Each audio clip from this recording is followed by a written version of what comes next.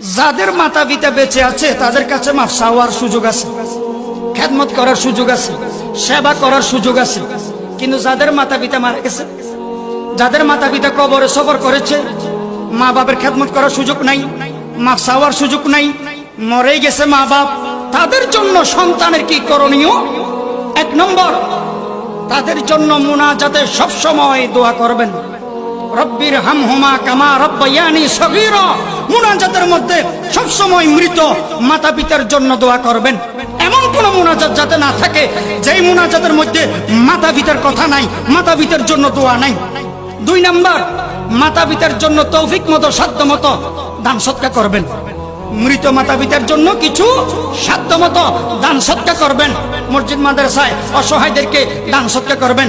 তিন নম্বর, মাতা পিতার হামবয়সী সমবয়সী যারা আছে দুনিয়াতে বন্ধু বান্ধব, তাদের সাথে সুন্দর ব্যবহার করবেন, সুন্দর আচরণ করবেন। এটাও